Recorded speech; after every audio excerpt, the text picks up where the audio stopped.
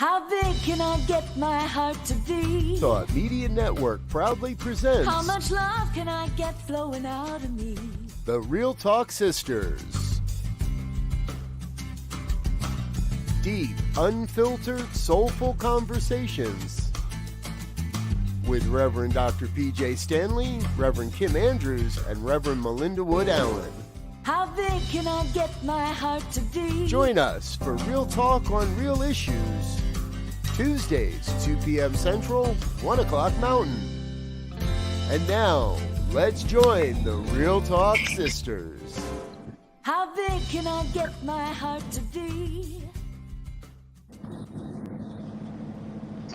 All right. Everybody's here. Everybody's here, which is no small feat considering the storms that have been happening where we all live. Yeah. All right.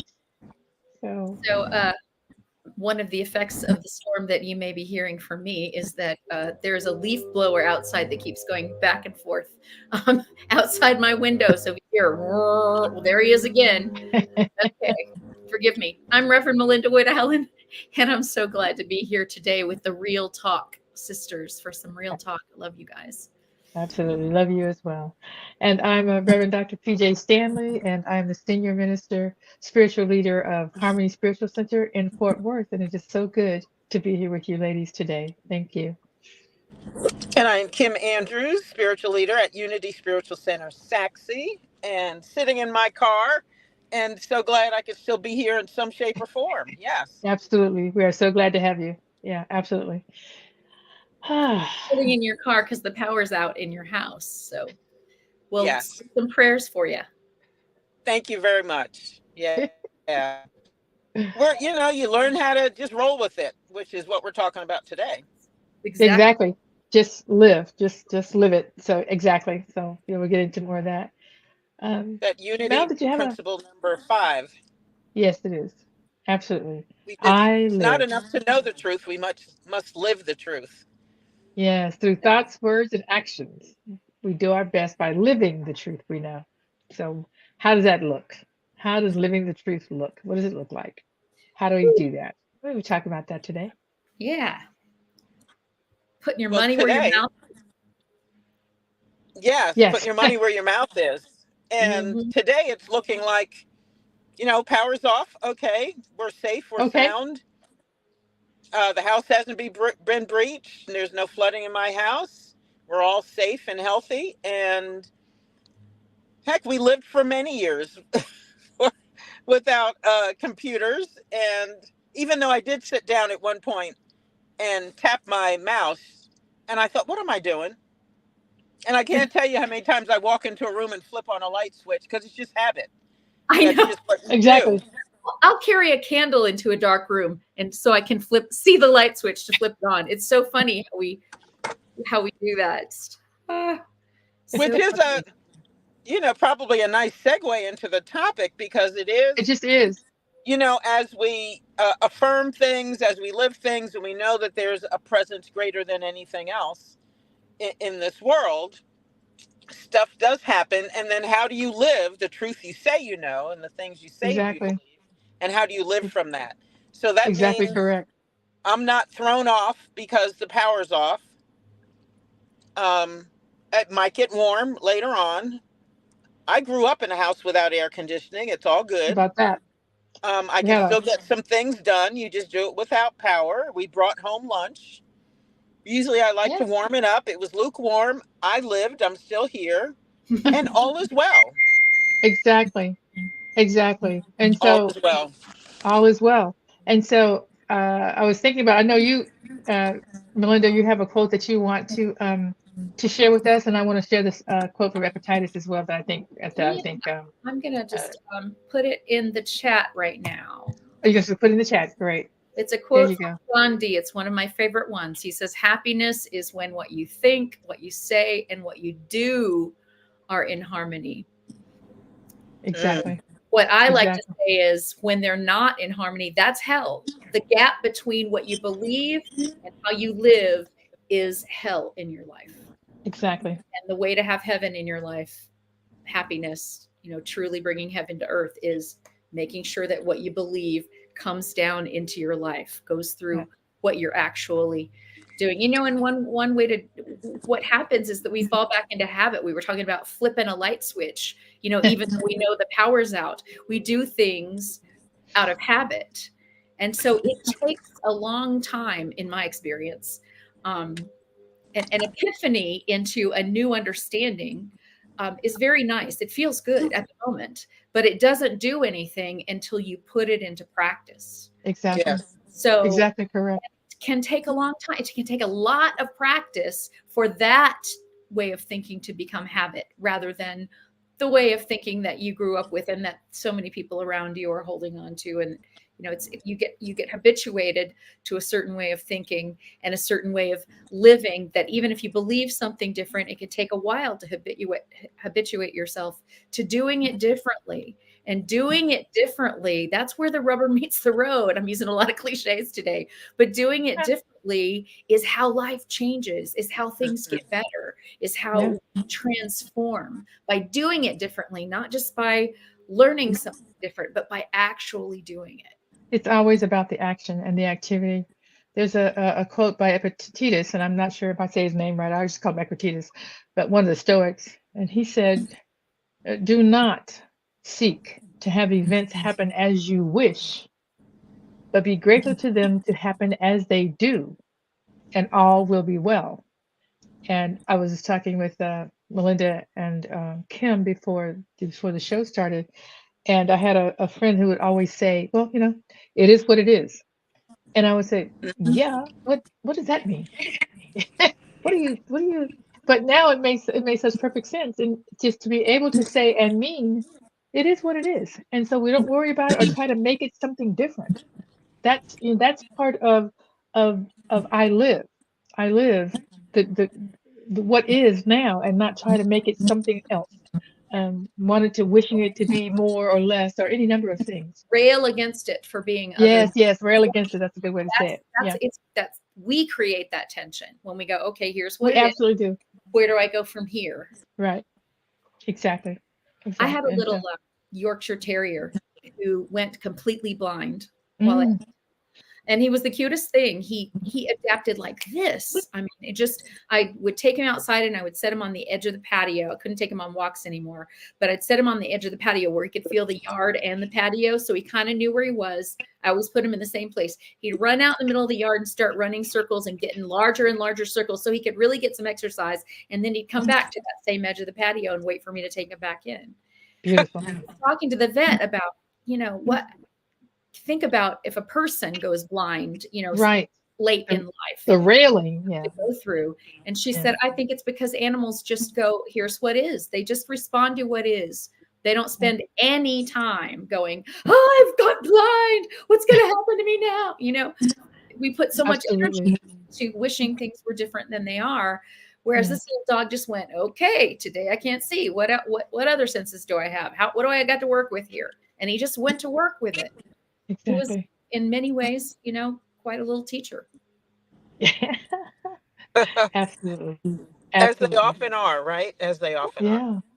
I think one of the, I just shared with the ladies here just a moment ago that I had to lovingly release my beautiful Spike. He was a puggle this past Sunday. And one of the things that made it so hard was, number one, because you don't want to release him. He's the love, and he's been in our family for 4 generations. But also because he was doing that, and he was just adapting. He was just doing what he could do, and I just said, "Oh, he's okay," you know, because he's all right. But he wasn't okay, and you know, and part of it was him adapting, and me wanting to keep him around longer, not able to go with what was. It is what it is, just wanting it to be something different. And so finally, I just thought, well, you know, this poor baby is telling me in so many ways, it's time for me to go, and I have to keep adapting, but I'm not really clear I want to do all that. So you know, it was for me to love him and to lovingly release him. But you know, it's difficult. It's difficult to know when you've crossed that line, and when you're saying that, you know, because we have power of choice and power in our thinking. And if I could just think it up a different way, or pray on it, you know, differently or whatever. Again, that's for me in this particular situation. That's all about changing what is, and rather than living with what is. This is what it is. It's not going to change. It's not going to get any better. In fact, it's going to get worse. So do that. Do come to that conclusion sooner. Come to that conclusion sooner. So that was a lesson for me this week. It really was. Yeah. Yeah. In my peace practice, I often talk about that. If you can make peace with what is right now, Man. then it can actually, no matter how heinous you think the present is, if you can make your peace with it and find a spot of understanding or release in that, Yes. Yes. then you can be peaceful in the most difficult of situations. Absolutely. Yes. Yeah. And I think that's certainly part of what we want to do when we are with people going through whatever transitions, whether it's health or moving from one phase of life to the other, or moving from relationships or whatever they are. We tend to want to, hang on to what was, because if this is what I'm comfortable with, what I'm used to, and can't we just get back to that? No, no, because life moves on. You cannot go backwards as much as you think you want to. And the fact is that every time I've tried to keep something where I tried to keep, which is, ridiculous, but tried to keep it where it was, when I finally let go and came to where I was supposed to be, it was much more beautiful. It was exactly what was supposed to happen. And what I didn't know I wanted to happen, that I was blocking other good coming in for myself and others. And there's always a lesson there. And I don't know how many times I have to learn that before I let go quicker. But I don't know. I'm just talking about the experience of it and what it is for me. We talked about prayer in the last couple of weeks, and about aligning our will. And for me, prayer is not about asking for what I want. Prayer is about asking for my abilities to meet the tasks before me, rather than changing the tasks so that they fit my abilities. Praying for me to be able to come to the task with what is needed. Or to meet the event with what is needed, rather than spending my energy trying to change events. And I know that's very different from how some people pray, but I have found much more peace in praying to be equal to what is before me, rather than praying that what's before me to change. Exactly. Because many times what's before you cannot change. It just is. Or it may be rolling towards getting worse, depending on what you're going through. Like sitting with someone who's transitioning. Right. Yes. That may not change, and it might get worse. Or they might continue to devolve and transition, which is not worse. It may be what is supposed to happen, and that may be their path. Exactly. But sometimes we can't change what is there. And if we can take a breath, and maybe there's time for prayer, and like we always talk about, release whatever emotion is there and let yourself get clear. And then you can ask that question Pjae always likes to use: what's mine to do now? What's mine to do? What's mine to do? And it may be just sit with what is. Exactly. Then that's it. Just sit with what is. You don't have to do anything. Just be and sit. Just be. Quietly. Just be, and don't rail against it. But that's sometimes going against human nature. And and if we're used to railing against things, that's one of our patterns, and that's will come up again in another time that you hit a brick wall. So I know I had to get to where I changed that pattern and that automatic response to life, and I stopped railing against things, because I realized I was exhausting myself fighting something that wasn't going to shift, or it wasn't mine to shift. Wasn't yours. That part. Wasn't mine. Yes. And then I just make my peace with it, take a deep breath. Okay, what is mine? And it may not be dealing with the situation. Exactly. Maybe it's just to be still, calm down, take a breath, affirm what I believe in life, about life and love and God, and go from there. Right. Exactly. There's a tool in the 12-step program that I was taught and that I use a lot, and it's the 3 A's: awareness, acceptance, and action. In that order. And when I became aware of this tool, what I realized, what I had done my whole life is I could be in denial for forever. Just don't think about it. Just don't, no, it's Don't not. look at it. Just it's not there. If you do that, it'll go away. The moment I have the awareness, it's like, do something. I got to do something about it. This is not right. And something's got to be done. And skipping that step of acceptance in between, which, yes, I'm aware of this. What is it really? What's it here for? Is it mine? Whose business is it? My business, your business, or God's business? It's got three different kinds of business going on. And nothing I can do about God's business or your business. I can only do something about my business. So if I want to jump into action when it's not my business to take action on, then I'm just going to create chaos. Correct. But if I wait until I have some acceptance and I know, okay, there is an action that I can take. This part of it even is my business. Here's what I can do about it. And sometimes what I can do about it is calm down and love somebody, even though they're not doing what I want them to do. But realize, get clear in my head about, is this a deal breaker for me or is it not? If it's not a deal breaker, then why am I still letting my head yammer away at me? I can just go, okay, here's what it is. I accept this. This is what I choose. And it's okay for me to choose that. That part right there. Yeah. And so maybe what's mine to do could be forgiving myself or others. Perhaps it needs to sit down and figure out, okay, how have I contributed to this situation? If it is something like that, and doing my work around that, whatever that might look like, and then forgive myself. And often after that process, then I can really come to peace in the now. Yes. And that's part of the acceptance step. It's like, this is really what's happening. So I can beat myself up, or I can go, hey, wait a minute. This is what is, and it's okay. Exactly. That's self-forgiveness. Mm-hmm. Absolutely. Yeah. Things don't happen in a vacuum. And sometimes we do have a part that we played. Yes. Even if it was just enabling, not speaking up, not teaching people how to treat us,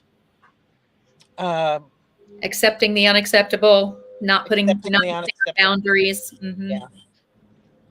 Yeah, all of that and more. One of the things is we're talking about, what is mine to do, and going through all those things. Is it mine? Is it God's? Is it theirs? Whose is it?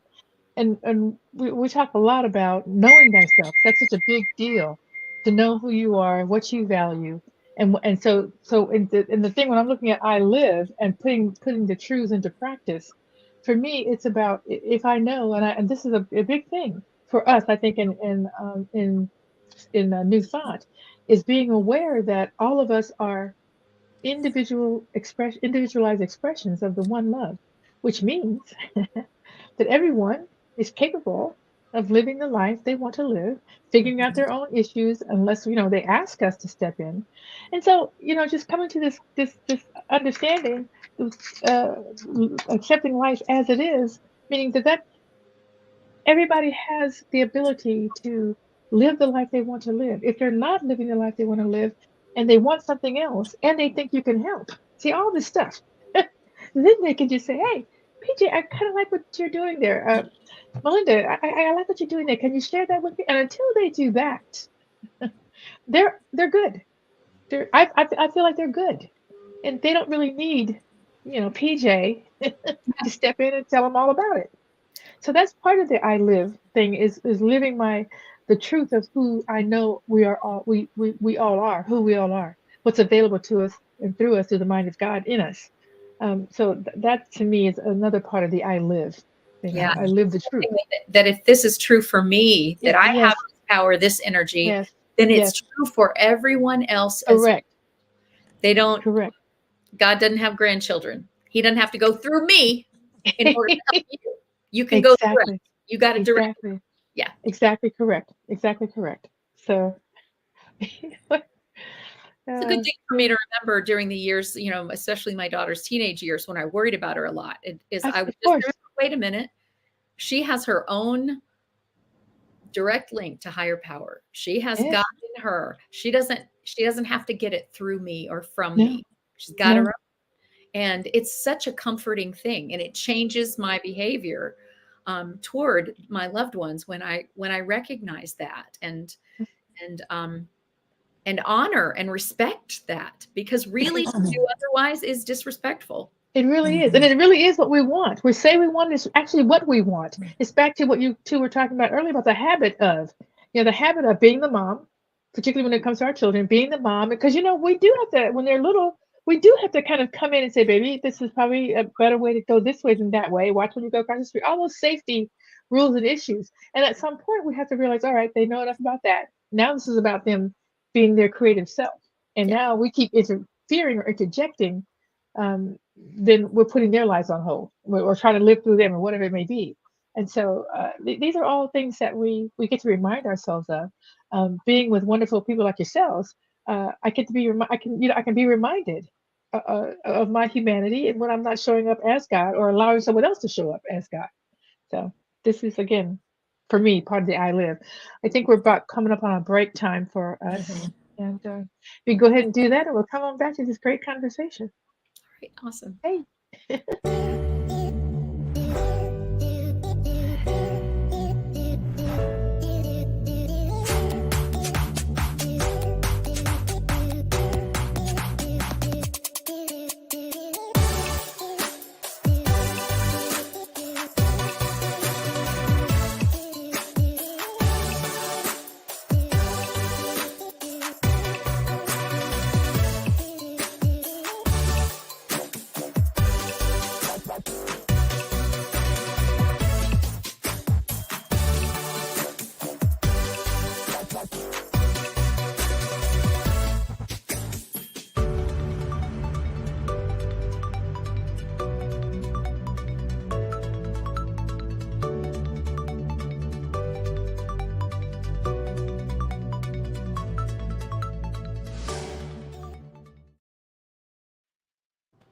All right. Here we are back again. Yes. So Going through the 5 unity principles, and we are on I live today. Yeah, Are you going to talk about 5? I was just going to say principle 5 is about incorporating principles 1 through 4, remembering, as you were just saying, that everyone has their direct line to God. God, there's one presence and one power. Living that means not acting as if there isn't, not acting as if other people are here to foil or thwart our perfectly laid plans. It's remembering that we are inherently good because God is in us, and is remembering that others are as well and responding to them from that place. Exactly. And as we create our experiences by what we think, by what we choose, we understand also that other people are creating their experiences by what they choose. And then and then putting prayer into action, not wishful thinking, but actual well thought out. Here's how I want to put principle to work in my life. First, I do it in mind, and when I do it in mind, then I carry it into action. So principle 5 is like the culmination of all the other principles. So principle 1, God is the beginning. That's the beginning thing you need to know. God is, and the end being that I live. As we go through all 5, it's a wonderful way to encapsulate the whole thing. Exactly.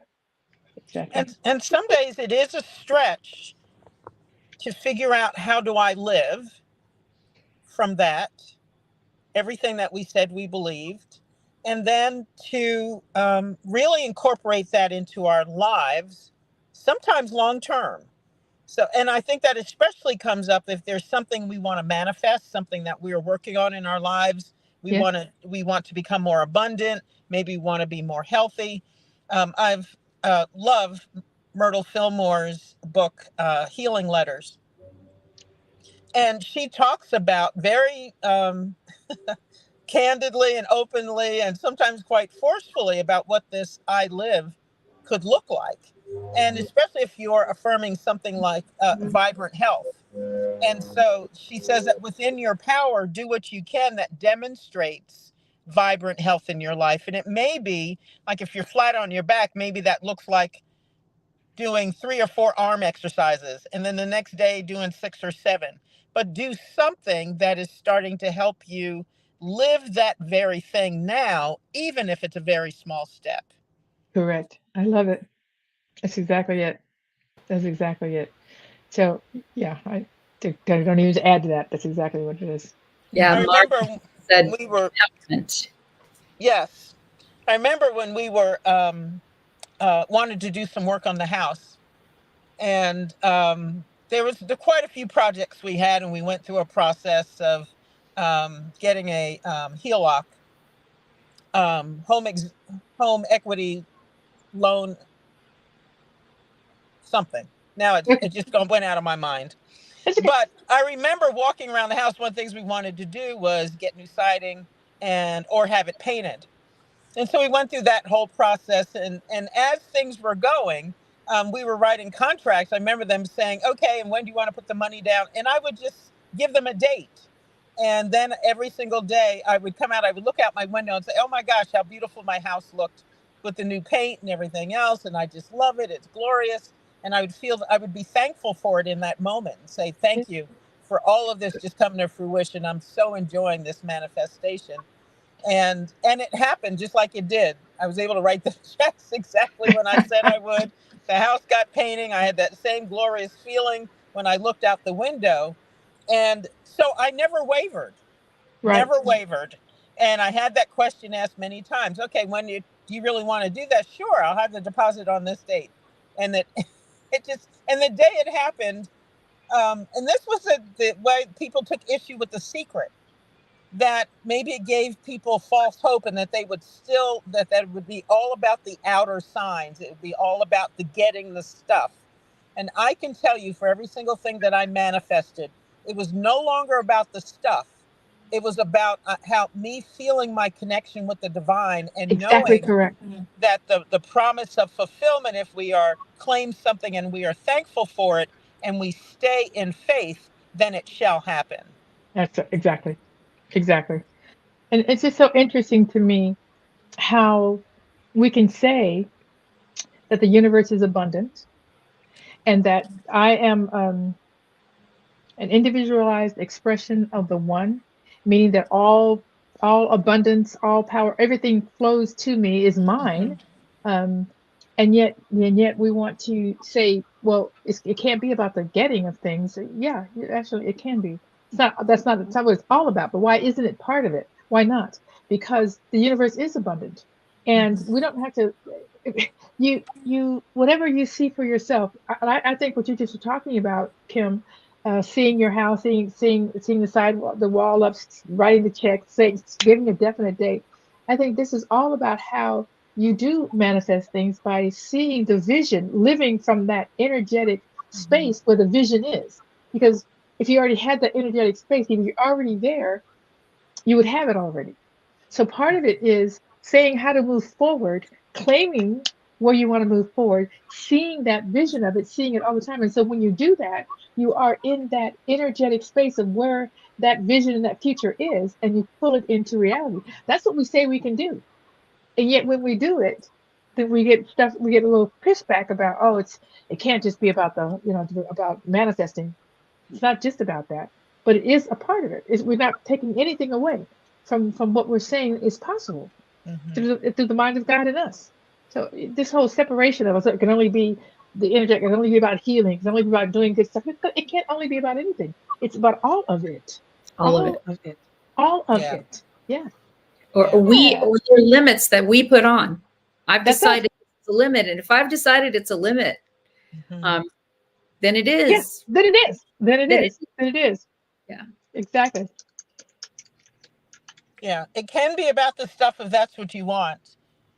If that's where you're heading, But there that's were, the next I place for know you. that each and every time when I manifested something, I was usually in tears from the joy of it, not about the stuff, but about this Exactly. power that we've been given to call into Correct. our lives what we want.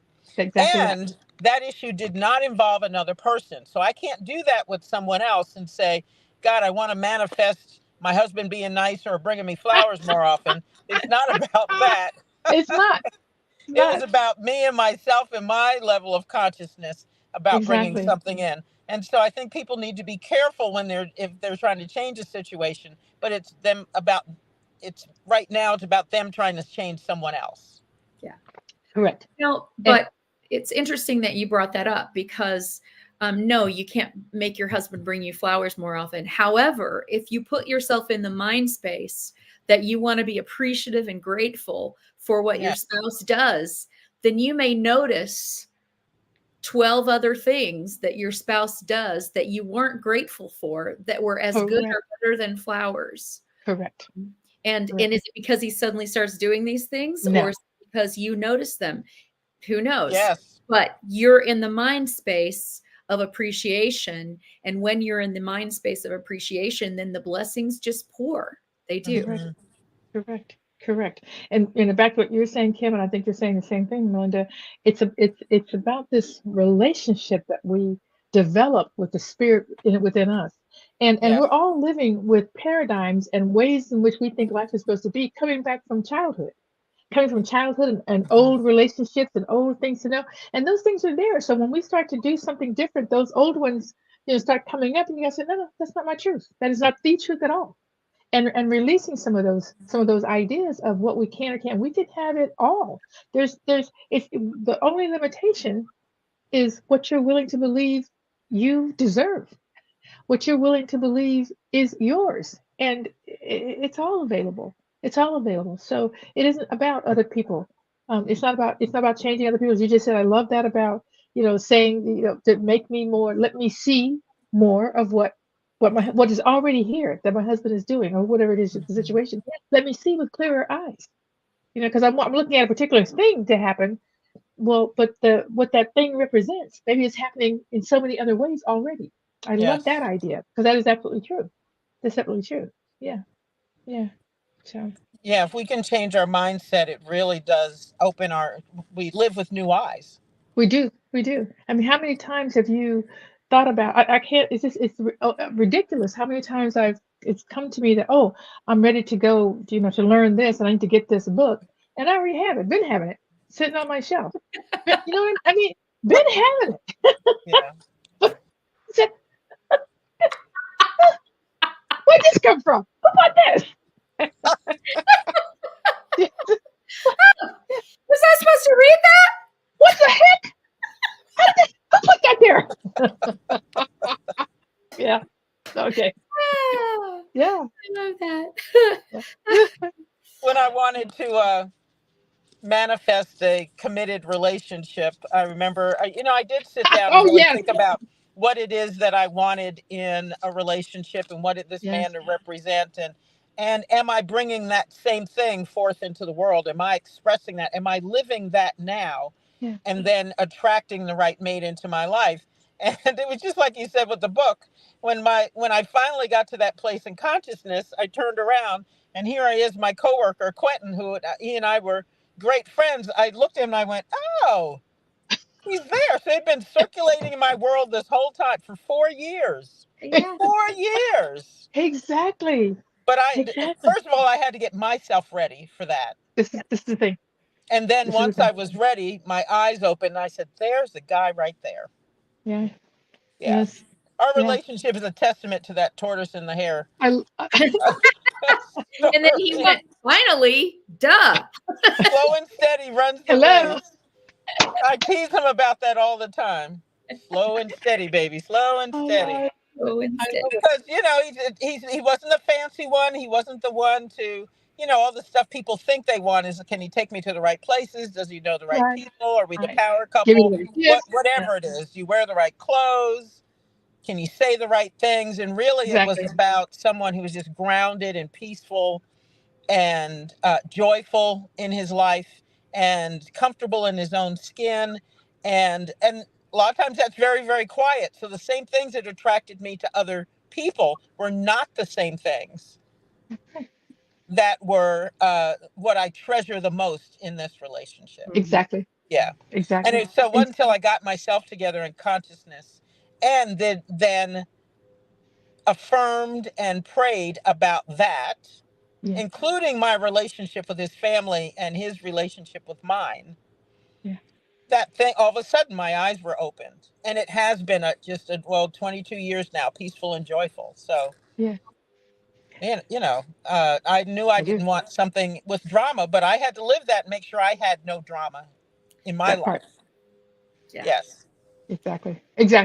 Yeah, yeah, yeah. Then that's it. That just the whole. Be careful what you pray for because you're going to get it, and but you're going. But and I don't. It sounds like a warning, like don't be praying for stuff, but it's not. It's about that when you get there, when you get what you were praying for, you realize you had it all along. You were always that.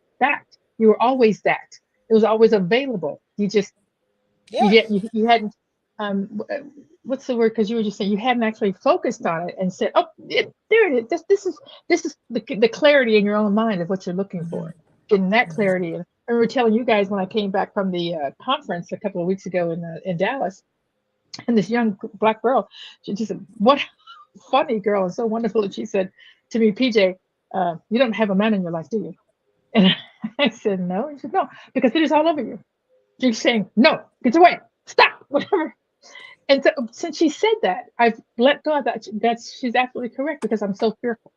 I'm so fearful of being in a relationship and not holding to who I am, because that's what happened in the last relationship. So I'm very fearful of that. But when she said that, I thought, no, no, you know who you are now. You will hang on to that. That's not going to happen. And I'm starting to see around me just different things, and my reaction. So I thought, oh, so my reaction to gentlemen have been saying things to me. Oh, hey, you look like that. I love those glasses. And I just, oh, hey, yeah, and keep, keep going. But since then, I said, oh, thank you, and then I stopped and actually talk, and we have a, not that that's going anywhere, but my whole relationship or how Yes. I've been doing has changed since she mentioned that. And I thought, she's right. I do. I don't want that anymore. I do want to be open to that, and I'm changing how I'm reacting. It's amazing.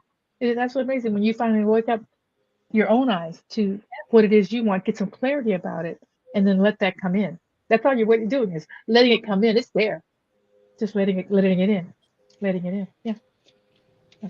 So cool.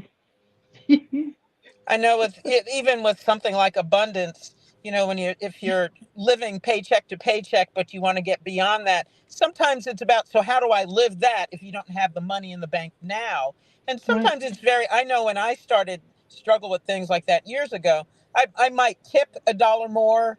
I might change. I may not eat out as much, but if I did, then I would go to some place that was a little nicer than I did before.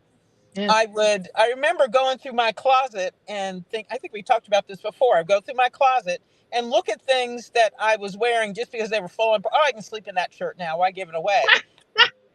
And then I figured, so why would I? Because if I were living at a different financial level, I wouldn't wear that. Right. So Right. I just gave it away. Actually, I probably used it as a rag after that or something like that. But get it out of the But I didn't closet. need it Yeah. anymore. I figured, no, I'm not Right. going to wear that because that's not Right. who I am. And that's That's just not. a small thing, but it was amazing That's a what it big did thing. for my mindset It's a big and thing. for my consciousness. It Correct. And took me to a different level. someone Exactly. else might not need to take the same steps as you. It depends Yeah. upon what it means to them. Because in total abundance, I'm going to still sleep in the raggedy shirt and love it. And love it. But yeah, that may be a good topic for our next show, is to talk about abundance, and because it's a scary thing for people. Yeah. It's either like, this is too materialist, or no, this doesn't work. And there's lots of fears in both directions. In both directions. And the fact is, we live in a material world. We have to have material things. What are you talking about? We live in a physical, material world. Yeah. There are things that we want. There's no, and Spirit says that, just all of this is available to you. Everything is available to you. What you're not getting is what you won't allow. What Mm-hmm. you won't allow. And you begin to think about that. What is it that I'm blocking, that I'm not allowing, from old tapes or old thoughts or whatever? Abundance of God is all things on this planet. All things Yeah. in the universe. That's what abundance is, whatever that is. So to say, well, I can have that, but I can't have that, then, and there's nothing wrong with that. You can think what you want, but if there's a challenge for you in this abundance thing, so I think it's a great idea. Kim, let's talk about that next time. I wrote it down here. Then I all think you get one to of do the is go back to your thinking. yeah, I think one of the easiest things to do with cost nothing is to be happy for others and their success. Exactly. Woo! Exactly. Yeah. Yes. Yes. Yes. Yes. Yes. Yeah. Exactly. Because by not being happy for others' joy, for others' success, for others' abundance is an admission that you believe in lack, that you that part right there, that there's not enough. less for you. And Correct. so really practicing, that's a huge way to put That it is in. great. Just practicing joy for other people's good fortune is a great way to get yourself into abundance consciousness. Yes. That is, you're saying to the universe, big and loud, with your emotions, big and loud, that there's enough. There's more than enough.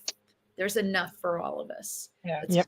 It's a huge statement to make. It is. And that's success in financial matters, success in love, success in friendship and other relationships, success in health and well-being. So it's not just about money, it's about anything in this world, in this opulent universe that we live in, is being happy for others. Absolutely. Exactly. Just so happy for others. Even those that you don't particularly care for. So Yeah, it's okay. In fact, I don't need to care for you to be happy for you. that's right. Yeah. So, all right. Happy for you. We're gonna go ahead. It's about break time, so we'll take another break and we'll be back in just a couple minutes. Thank you all so much for being here.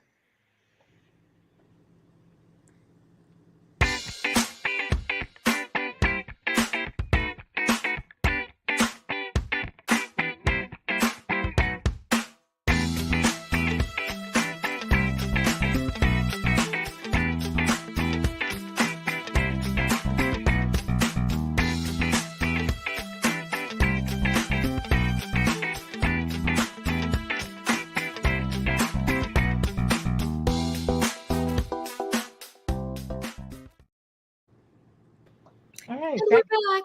And we're back. One of the things that was coming up for me as we were talking about this is because this stuff is it's subtle. It's we can try to use it in really gross ways, but it's really subtle as well.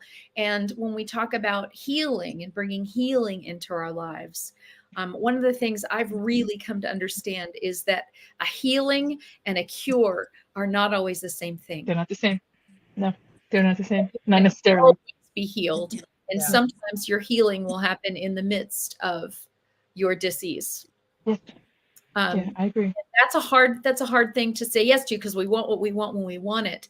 But when our mindset really changes, when what we want is healing, when what we really want, I want healing more than I want to be cured. I want to be healed. When we really want healing and we put our energy and our effort toward that, then I believe that's always available for us. Yeah. And I want to say that that saying that healing is not always about, what was it? How did you put it? Because I really like what you said. Cure is not the same as a healing. Thank you. Yeah. So I want to also say that just because we're talking about healing is not necessarily a cure. I don't want us to feel like we're not saying that we can't be cured. That's not what we're saying. No. But that's not what we're saying at all. But because and certainly Emily Katie, this is one of her things, and obviously I'm sorry, I'm drawing a blank. But anyway, she was all Fillmore. She was all about healing. That's how that's how she came to it. And some of the first New Thought people were all about how to heal yourself and healing others and things like that. But or a cure. They're actually talking about a cure more than they were talking about healing. They're curing things. But healing to me is about being at peace with who and what you are, what is true, what is like. And this is about the topic we're talking about now, about I'm living this truth. And healing is knowing this truth is real. Whether I'm going to be cured of a disease that this body has doesn't have anything to do with the fact that I am healed.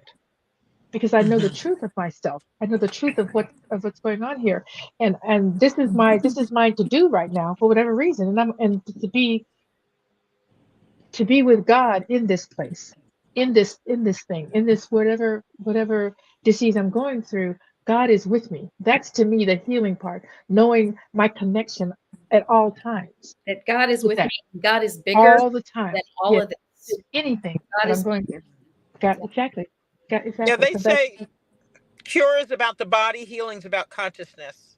yes. okay, there you go. And so even though the body may die, there can still be a healing Exactly. in consciousness. So it's different, and there can be peace, there can be deep healing, there can be deep understanding, and Yes. it's far different than what may be happening to the body. Correct. But Doesn't mean you Correct. can't have both, Yes. but Doesn't mean that. yeah. Just want to say that. Doesn't mean that. sometimes it's one. Mhm. But I really learned this when I walked through a cancer diagnosis with a close friend years ago. And I think I shared a couple of weeks ago, having lost a close friend to a small plane accident, and how devastating that was, and how for a long time I just couldn't even, I could only focus on God as love. The concept of love I could absolutely believe in, but I was having a hard time, struggling daily with, okay, Spirit, if you're letting this stuff happen, then, even though I knew that it was this mind game that I was playing, but the pain was so real. And yet in less than a year later, I'm walking this journey with this friend, being one of her main caregivers as she reached the end of her life. And she was highly spiritual. And at the beginning of the journey, she was sure she was going to get a cure. And she died from her disease. And yet it was clear to me, I could so completely and fully see the hand of God all over her, all through it, all through the friendships, the people gathered around her, those of us who were caring for her. The love was just, it was tangible. It was tangible. And there was no one in those last weeks and days with her who didn't feel a transformational love happening. And yes, we were all devastated when she died from her disease, but there was no question in my mind that she was healed, and that healing was mine as well. Yeah. And other people's too. Yeah. So I don't think we always get what we want. Until we align what we want with what Spirit's really here to give us. Yes. Exactly. And I think that, the privilege of sitting with someone is going through something, and you don't quite know, what it's going to come out, or how it's going to end up. But it's such a highly spiritual practice of being with someone on this walk, so that you and the peace that comes over everyone that is with them, if they're with them taking that walk, it's an amazing experience. And I don't look forward to the passing of this body. It's going to happen. We all know this. We could be in denial all we want to, but it's going to happen. And I know that I will. There's no hope to it. I know that this practice that we do now, this living this spiritual life, this knowing who God is, that no matter where my body's at, God is with me always. Not going to be, is always, in fact, with me in the room, with everyone that is around me, with everyone. And so just knowing that is the healing part, is the love part, is the part we get to do with one another. And I honor that. I love that. Not that I want to call it in, but when it's here, it's here. Yeah. And we get to sit with it. Not run from it. Sit with it. Be with it. So it's a beautiful thing. I just do. Charles Fillmore actually believed that he wasn't going to die, that he could overcome the death of the body. And I think he believed that right up until the moment that his body died. But I believe that we are spirit, and that this body is meant to be temporary, that it's meant to be a vessel that we use for our spirit to learn things that our spirit is longing to learn, and that we can't do it wrong because of that. There's no way. I like that part. You can't do it wrong. Yeah. Because being in this body is how we experience the life. We can't experience it without being in this body. And so the experience of this life and what we go through, what happens, or how we come to understand things is the spiritual growth. The body provides us with tension and contrast. Okay. And we don't learn very well without some tension and contrast. We don't know we don't know a yes until we've known a no. You know what I mean? I do, like the valleys and the mountains. I mean, you have to have one and the other. You have to have the yin yang, for sure. Absolutely. So, how are you living your truth today? Yeah. Well, you know, as I shared with you guys when we came on the call, I had to lovingly release my beautiful puzzle Spike, who's been in the family for 17 years, and it was one of those things where you know you're with someone who is making their transition, and the loving thing to do is to allow them to go. To allow them to go. They're telling you that they need to go, and to allow them to go. The selfish thing, that the human part, is that you want a little bit more time. A little bit more time. So for me, this week it has been knowing that Spike is I think all animals. I think all of our dogs are angels. They're angels here, and he was an angel who flew down here and was with us for the longest time. And I've learned so much from him. And this ability to say, I get it. It's your time to go, and I'm going to love you through to your transition. And I had to come to that because I came to the fact that I was being selfish, trying to keep him here with me, and that wasn't love. That wasn't the love he gave me, and I needed to give him the same love that he'd been giving me all these years. So that's what we did. So that's what I've lived through this week. Was that? I know that Spike knew it and felt it. Yeah. No question. No question. Sweet boy. Yeah, I think one of the ways I'm living it right now is, you know, I'm going through this walk with my husband's health journey. Absolutely. And I won't at all pretend that I have not spent energy going, I want it to be different, and it needs to be different, and we need to make it different now. But I haven't given up by any means. Of course not. But at this point, I'm living in calmness. We will know what is ours to know when it's time for us. When it's time to know it. Yes. We are taking steps. We are making the phone calls. We are going to the appointments. We are listening to spirit. We are praying. We are meditating. We are moving our bodies. Beautiful. We're actively engaged in health while we calmly seek answers for what this means long term. And I'll speak for myself, as I quit fighting what is, because I want it to be something different, I'm available for the gifts in what is. That part. When you stop railing, you're available. Yeah. For what's here. Yeah. I love that. And in many ways, we're having a really sweet time.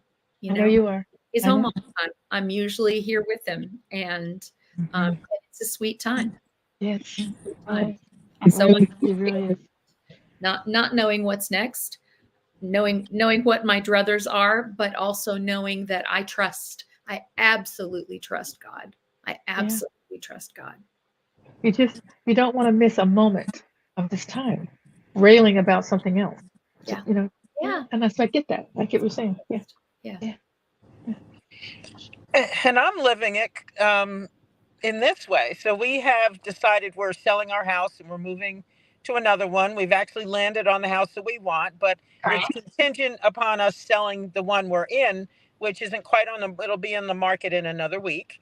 So we don't have a contract on it, but I've printed out the MLS, the picture with all the details, and it's on our refrigerator. There's actually one in my office and everything, and it says Kim and Quentin's house on it with an arrow towards the house. And we're packing. We're preparing to move because we figured, you know, if this one doesn't work out, somebody snags it before, we're moving somewhere. So we're in Disintegrator. the midst of decluttering and packing and preparing the house to show. And we know that one will be available when it's perfect for it to be available. And it'll be one that we love. So in the meantime, we're moving forward with moving because we know that's going to happen. That's happening. That's happening. You're standing in truth.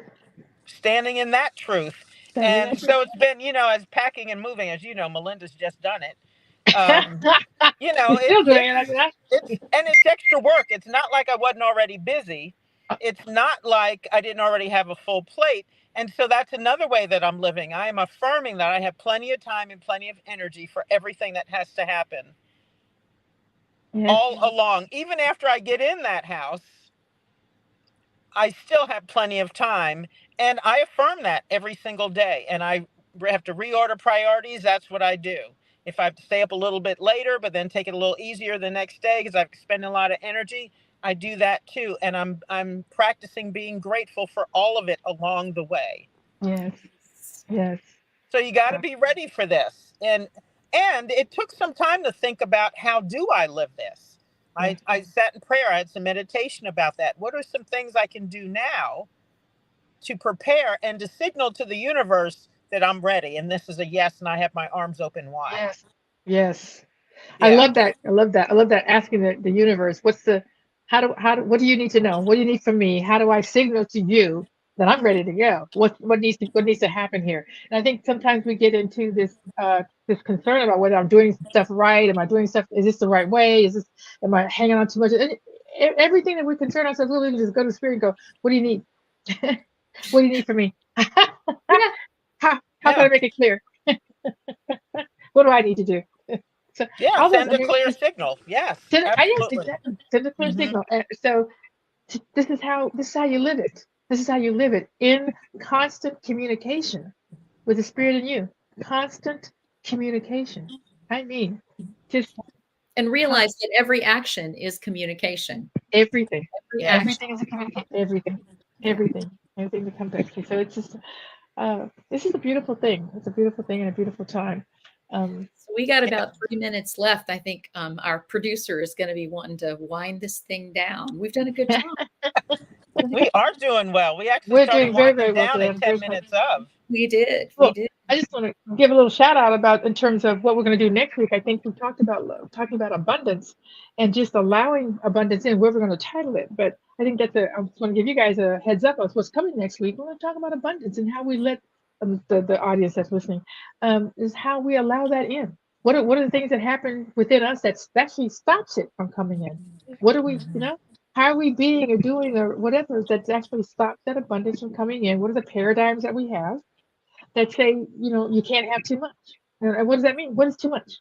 Will spirit ever say that? It's too much, girl. You can't have that. It's too much. Who's saying that? So there's a lot of things I think we're going to be talking about next week. It's a wonderful topic, and I love that topic. I'm still working on that for myself.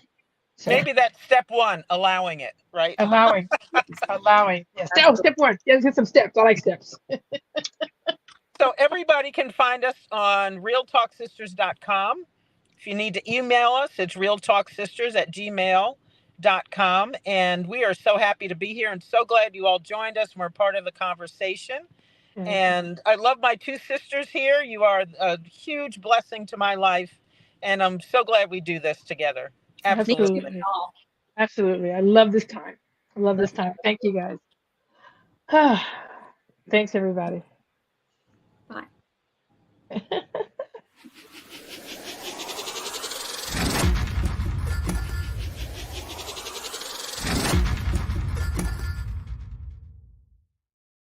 What is that comment? Oh, here we go.